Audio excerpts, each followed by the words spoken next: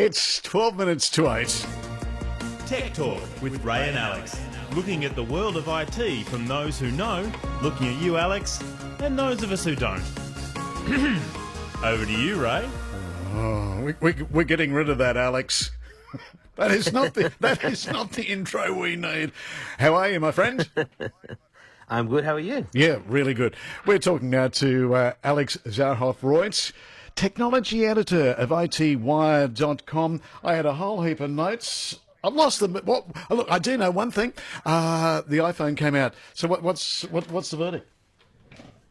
Sure. Well, there are four of them. And look, if you have an iPhone from the last couple of years, you're probably quite happy in your set. But if you have an older iPhone, an iPhone 5 or 6 or 7, and you're looking for a new iPhone and you want to take advantage of the new 5G speeds, or you want to upgrade the camera, then these ones are obviously, they're the newest ones, and they're the fastest ones, and they're the shiniest looking ones, and they've got new cameras that allow you to take much nicer photographs at night time, and all the different cameras, not just the main camera as was the case last year. The screen has this new ceramic crystals that are see-through, and they improve the strength of the screen by 4 times, but that means it's 4 times stronger, when you drop it than last year. But of course, I will always be using a case and some kind of screen protector, because that way, you can be a klutz and drop your phone for any number of reasons. You don't have to be accident prone to have someone bump into you. And I know people that, oh no, I'm never going to use a case. I'm very, very careful. Someone bumps into them, drop their phone, smash, and so I always use a case. I always have a screen protector. So, the chip inside, it's the A14. It's faster than most chips inside of a laptop and faster than the one from last year. But they, one of the new things is they have this new magnetic charging on the back. So you can put the phone down onto a charger. Now, the normal wireless chargers that are out there are 7.5 watts. This new one from Apple is 15 watts, so it'll charge nice and fast. But of course, it means a new accessory that you have to buy. And some people are like, have to buy something new. But well, that's the case that with technology. One of the things people might not appreciate, though, is that inside the box there is no more headphones and there is no more charger. And Apple is doing that, they say, to save the environment, but also obviously to save money. I mean, if you don't have to have those things inside of the box can be much thinner. And they say they could fit 70% more of these thinner boxes into their logistics containers to ship around the world than before. And if anyone has ever seen an iPod Touch, it's always come in a very thin box because they didn't have headphones or chargers or cables.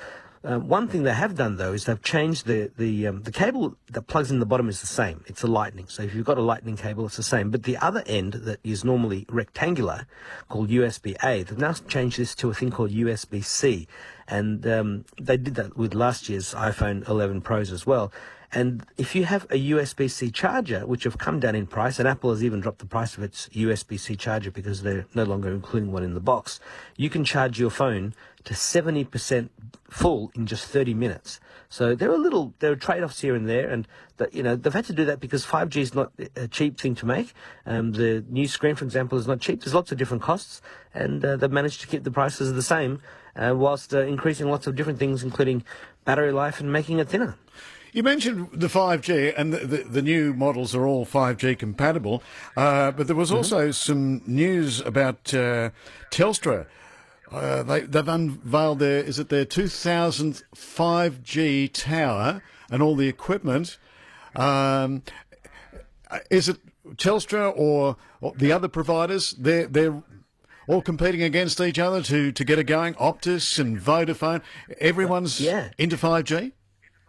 Absolutely, yeah. Now, Telstra is usually the company that says we have the biggest network, and so that's exactly the same case with 5G. They've been working very hard. I mean, Vodafone is about to announce 5G coverage. They've already got it in Parramatta in Sydney, but they're about to announce more 5G coverage in the capital cities, and Optus is second in the race to deliver 5G. They've got it in many more places than Vodafone, but nowhere near as much as Telstra. But all three are working very hard to bring as much 5G as possible. It's the same sort of thing that happened with 4G and with 3G before it. It took a while for the base stations to be rolled out, but Telstra has announced last week that it has installed its 2000th 5G base station. They're currently saying that they have coverage to 41% of where Australians work, travel and live. So that's sort of, I guess, a bit of a cheat in a way, because, I mean, if you travel through somewhere with 5G but you don't work or live there, you'll only have it for a few minutes before you're out of that area.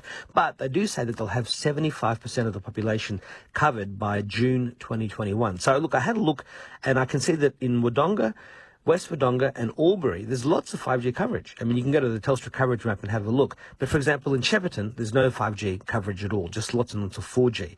So, Telstra is rapidly rolling out 5G, and 5G should give you 4G speeds that, I mean, on the low end, 5G can be as fast as 4G, but on the upper end, 5G can be 3 or 4 or 5 or 6 times faster. There's an actual type of 5G called 5G ultra wideband or millimeter wave 5G, and the iPhones in America with a telco called Verizon, they have this. In Australia, we won't see it till next year, maybe even 2022. So in America, the phones have 2 types of 5G, the regular 5G and a super 5G. We don't have the super 5G here yet, but it's coming. So that means that you'll probably have to wait for an iPhone 13. There'll be another reason to buy an iPhone in the next year. But it's always a reason. But in any case, in Victoria, there are 272 suburbs that have 5G in Victoria. And that's only going to grow. There's another 20 regional areas where Telstra's 5G rollout started since mid-2020. So there's lots of activity between now and forever to roll out 5G, and then in a decade's time we'll have 6G, and on it goes. Okay. If you'd like to text Alex and or talk to him, the text number is 0467 842 722, and our number is 1300 147 222. I've got a couple of messages. Fred, during the 7:30 news, sent this into us as a text. I'm trying to decipher. He lives on a farm just out of Benalla, and he's looking into a good quality drone. Are they easy to use? Are they really expensive? What could you? How do you direct him? Sure. Well, look, I mean, there's a company called DJI, but there's a number of others who make very advanced drones these days, and they come with the ability to record. They have a little camera, and you can fly the drone around. It takes a little bit of getting used to becoming a drone pilot, but you do it through your phone, so you're using the phone's large, screen to see what it is that the drone is flying over. And, they nowadays come with battery life of about 30 minutes, and you can buy multiple batteries and fly the drone back to you, swap batteries over, but you can record everything, and they work really well. I mean, there are also drones specifically designed for more industrial or farming uses that are bigger and have much larger batteries. But if it's just for recreational purposes, then there are lots of drone companies, but the one that is sort of the Apple of the drone space is DJI. All right. Mary in Beechworth says, I want to store all my old photos to digital. Good on you, Mary. What's the best way to do it? Sure. Well, I mean, if you're going to do it yourself, then the best way is to get a scanner. You can also get a negative scanner as well. But you buy a scanner like a Canon or Brother or Epson. There's a number of different ones out there. A lot of the printers have scanners as well. And then you just have to go through the process of scanning the photos one by one, or putting several onto the glass of the scanner. And then you can use any photo editing software. Often your computer comes with some, but there's also things like Photoshop and Photoshop Elements. There's a free one called GIMP, G-I-M-P. Might be worth getting the help of some younger members of the family who are sort of very familiar with this and can show how it's done. And basically you scan it, save it, and then Windows has a photo program that lets you store them all called Photos, and Macs have one called Photos as well, and that lets you organize and store them and tag them and put names and locations and all that sort of information. Okay, 3 minutes to 8. News is coming up at 8 o'clock and then AM. We're running out of time. What was the name of that free software you said for the old photos? There's one called GIMP, G-I-M-P. But there's also other free. If you just type photo editing software into your favorite search engine, you'll find there's lots of free and paid options.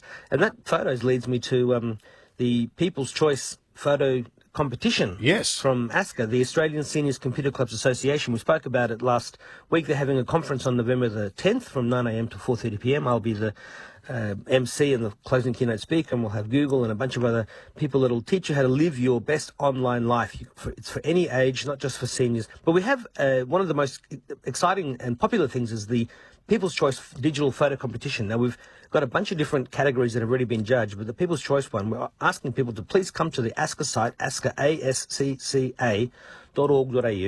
Click on the People's Choice Digital Photo Competition, and you'll see that there's an icon there that brings up a bunch of different categories, whether it's photojournalism or travel or whatever it might be. There's lots of different photos that people can vote on. It brings up all the photos in the Google Photos app, which is another way of storing all your photos online.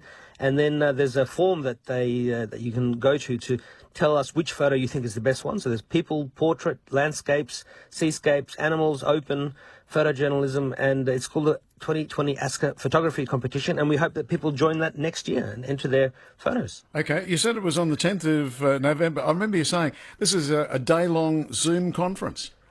Yes. It's we're actually going to get people to log in just via their browser, so they won't even have to download Zoom. We'll know how to use it. Yep. And we'll have speaker after speaker. There'll be prizes. It's $15 a ticket. We're keeping it low cost, and we do it every year, normally in Sydney, but of course now with a lot of the pandemic and lockdowns, people need to go online. But it's called Living Your Best Online Life, with really actionable tips and information and stuff to help you to get the best out of technology. It's aimed at seniors, but it's good for any age group, kids, people at home who want to learn about technology. And we'll have Charlie Brown, we'll have myself. There's lots of different people that will come and share some great information to really help you get the best from technology. All righty. Next week, we'll have more subjects, more topics, and you'll have a chance to talk and put your case to Alex too. Thanks for your time this morning, Alex. Have a great week. Wonderful. Catch you next Saturday.